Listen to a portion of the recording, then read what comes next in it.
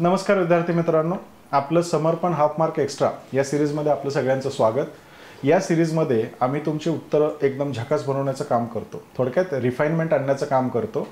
आपल्याला उत्तर लिहित असताना कुठे कुठे अर्धा मार्क वाढवता येऊ शकतो याची चर्चा आपण इथं करणार आहे। इथं आम्ही काही पॉइंटर्स तुम्हाला देणार आहे। हा प्रोग्राम तुमच्या उत्तर लेखनाला एका वेगळ्या उंचीवर घेऊन जाणार आहे। याच्यामुळे आजच आमच्या YouTube चॅनलला फॉलो करा आणि हे व्हिडिओज न चुकता रोजच्या रोज बघा। चला सुरू करूयात। आज आपल्याला इकॉनॉमिक्सचा एक प्रश्न बघायचा आहे। पहिले प्रश्न समजून घेऊयात। डिजिटल अर्थव्यवस्थेचा विस्तार वाढती गरिबी आणि कामगारांच्या अनौपचारिकरणासोबतच होत असलेला दिसून येतो। तांत्रिक प्रगती आणि समावेशक विकासाचा मेळ घालण्याचे मार्ग सुचवा। ठीक आहे, सो दोन पार्ट आहेत या प्रश्नाचे। पहिल्या पार्टमध्ये सध्या दिसत असलेला ट्रेंड त्यांनी आहे तसं लिहून ठेवलाय आणि या ट्रेंडवर सोल्युशन काय काढता येऊ शकतं हे सोल्युशन त्यांनी तिथे विचारले। ठीक आहे, सो प्रश्नाचा फोकस गरिबी बेरोजगारी आहे। ठीक आहे, प्रश्नाचा फोकस जो आहे गरिबी बेरोजगारीचा आपल्याला सांगता लोकस जो आहे तो गरिबी बेरोजगारीचा सांगता येतो। फोकस डिजिटल माध्यमांचा वापर करून हे प्रश्न आपल्याला अजून चांगल्या पद्धतीने कसे मिटवता येऊ शकतात तो आपला तिथं फोकस आहे। गरिबी काय, बेरोजगारी काय, डिजिटल माध्यम काय, डिजिटलायझेशन काय हे लिहिणं अपेक्षित नाही। या दोघांची सांगड कशी घालता येऊ शकते आणि लोकांना कसा फायदा करून देता येऊ शकतो हे आपलं प्रश्न इथं आहे। सो पहिला अर्धा मार्क तुम्ही प्रश्न डिकोड केल्यानंतरच तुम्हाला मिळाला। जर व्यवस्थित तो प्रश्न डिकोड करता आला तर उत्तर आपलं व्यवस्थित येणार आहे। सो पहिला अर्धा मार्क इथंच मिळून जातो बघा। ठीक आहे, मग आता इंट्रोडक्शन कडे जाऊयात। इंट्रोडक्शन मध्ये कायम कॉन्टेक्स्ट लिहिण्याचा प्रयत्न करा। प्रश्नाचा कॉन्टेक्स्ट म्हणजे हा प्रश्न आजच का विचारला गेलाय याच्याविषयी माहिती इथं लिहिणं गरजेचं। बॉडीमध्ये आर्ग्युमेंट त्यांचे एक्सप्लेनेशन, आर्ग्युमेंट त्यांचे एक्सप्लेनेशन, आर्ग्युमेंट एक्सप्लेनेशन या पद्धतीनं जाणं अपेक्षित आहे। आणि कन्क्लुजनमध्ये आपण फ्युचरची चर्चा करतो, टार्गेट्सची चर्चा आपण तिथं करणार आहे।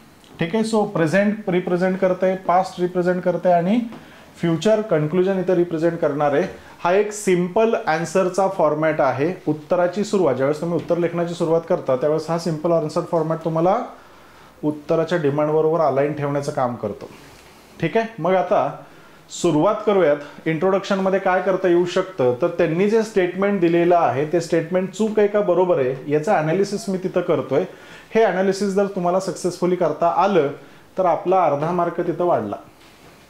जे दिलंय ते व्यवस्थित डिकोड झालं, अर्धा मार्क वाढला। म्हणजे त्यांनी काय सांगितलंय की बाबा डिजिटलायझेशन होते, अर्थव्यवस्था मोठी होते, पण त्याच सोबत अर्थव्यवस्थेमधले काही प्रश्न पण मोठे होत आहेत, गरिबी मोठी होते, अनौपचारिकरण तिथं मोठं होते।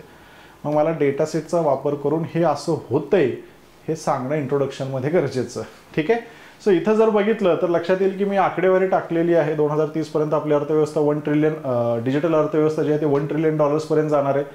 अनौपचारिक रोजगाराचं प्रमाण जवळपास 90% आसपास आहे आणि पॉवर्टीचं प्रमाण जवळपास 16% आसपास आहे। असे डेटा सेट उत्तरांच्या इंट्रोडक्शनमध्येच आले, आपले अर्धे मार्क तिथं वाढून गेले। सो तुम्हाला 1 मार्क जो इंट्रोला मिळायला पाहिजे होता त्याच्याऐवजी 1.5 मिळायला सुरू झाले। आता तुमचं एकदम समर्पक, एकदम डिकोड उत्तर डिकोड प्रश्न तुम्ही डिकोड केलाय, अर्धा मार्क आपल्या इथं वाढून गेला। त्याच्यानंतर मग आता बॉडीकडे जाऊयात। बॉडीमध्ये मी काही आर्ग्युमेंट इथं प्रेझेंट केलेत। पहिला आर्ग्युमेंट जे आहे, अनौपचारिक नोकऱ्या वाढत गेलेल्या मला दिसत आहेत सध्या आणि त्याच्यासोबतच बेरोजगारीची वाढ सुद्धा झालेली सांगता येते। अनौपचारिक नोकऱ्या कशामुळे वाढलेल्या आहेत? गिग जॉब अवेलेबल असल्यामुळं किंवा प्लॅटफॉर्मचं वर्क अवेलेबल असल्यामुळं इथं या अनौपचारिक नोकऱ्या वाढलेल्या आहेत। ओला उबरचं एक्झाम्पल आपल्याला देता येईल। ठीक आहे, सो लोकांना काम नक्कीच मिळाले पण ते फॉर्मल एम्प्लॉयमेंट नाही आहे, इनफॉर्मल एम्प्लॉयमेंट आहे। ठीक आहे, मग इथं एक्झाम्पल ॲड करायला विसरू नका। सोबतच सध्या गिगचं स्टेटस काय आहे तर 7.5 दशलक्षपेक्षा जास्त भारतामध्ये गिग कामगार दिसून येतात। नीती आयोगाचं हे स्टेटमेंट आहे। ठीक आहे, या सगळ्यांमुळे या वरच्या सगळ्या स्टेटसमुळे अनौपचारिकरण वाढले आणि यांना सामाजिक सुरक्षेचे फायदे मिळत नाहीत। हे माझं ॲनालिसिस आहे। हे माझं काय आहे? ॲनालिसिस आहे, बरोबर। मग आता सोल्युशन जर काढायचं असेल तर सोल्युशन काय तर सामाजिक सुरक्षा प्रणाली या गिग वर्करसाठी सामाजिक सुरक्षा संहिता 2020 या गिग वर्करसाठी आपल्याला तिथं लावता येऊ शकते। बघा डेटा सेट आलाय, सोबतच तुम्ही सोल्युशन सुद्धा दिलेलं आहे, प्रश्नामध्ये सोल्युशन विचारलेलं आहे, सोल्युशन एकदम स्टँडर्डाइज फॉर्मॅटमध्ये दिले. इथं तुम्ही काहीतरी मोघम लिहित असाल तर मार्क वाढणार नाहीत, पण स्पेसिफिकली तुम्ही जर याचा मेन्शन केला, सामाजिक सुरक्षा संहिता ना प्रश्न मिटून जाते, हे तुम्हाला इथं पहिल्या आर्ग्युमेंटमध्ये अर्धा मार्क देऊन जाणार आहे एक्स्ट्राचा, लक्षात राहील.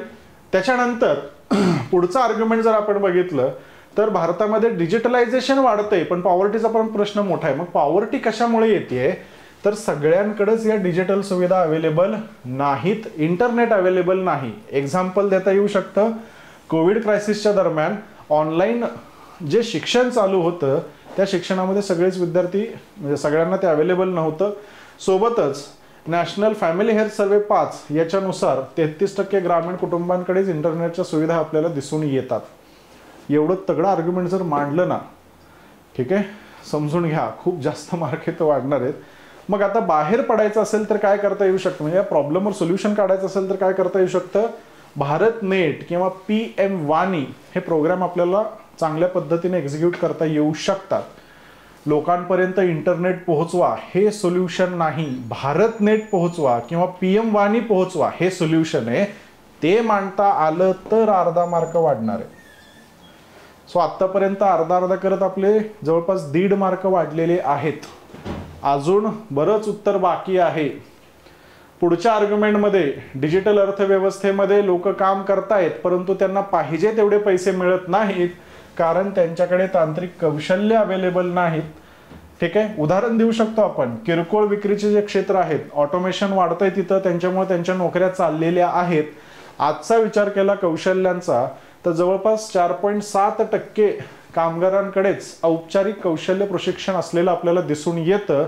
मग या प्रॉब्लेमवर सोल्युशन काय आहे, तर या प्रॉब्लेमवर आपण कौशल्य भारत अभियानासारखा कार्यक्रम तिथं राबवू शकतो. स्किल इंडिया नावाचा कार्यक्रम तिथं राबवू शकतो. That is my solution. त्यांना कौशल्य द्या हे उत्तर नाही, त्यांना स्किल इंडिया मिशनद्वारे कौशल्य द्या हे उत्तर आहे. मेन्शन केलं. पुन्हा किती मार्क वाढले, अर्धा मार्क इथं वाढला, 1 मिळाला, अर्धा एक्स्ट्राचा इथं येऊन बसला. मग आता कन्क्लुजन कडे जाऊयात. कन्क्लुजन फ्युचरची चर्चा करतं. ठीक आहे, सो भविष्यात संशोधन प्लॅटफॉर्म आधारित नोकऱ्या, कामगारांचे हक्क यांच्यावर जर मला काम करता आलं, वर ब्रीफ केलेला आहे, वरचा डेटा जो आहे तो उत्तराचं ब्रीफ पुन्हा केलंय. खालचं स्टेटमेंट इथं महत्वाचं, हे खालचं स्टेटमेंट तुम्हाला अर्धा एक्स्ट्रा मार्क देऊन जाणार आहे. ठीक आहे, सो फ्युचरमध्ये काय करणं अपेक्षित आहे, तर फ्युचरमध्ये एव्हिडन्स बेस्ड पॉलिसीजचा वापर करून यांचे जे खरेच प्रश्न येत आहेत या प्रश्नांवर सोल्युशन काढणं गरजेचं आहे. असं तुम्हाला तिथं करावं लागेल. असं केलं तर पुन्हा अर्धा मार्क माझा वाढला. सो जवळपास 2 मार्क आपले उत्तरामागे वाढत गेले.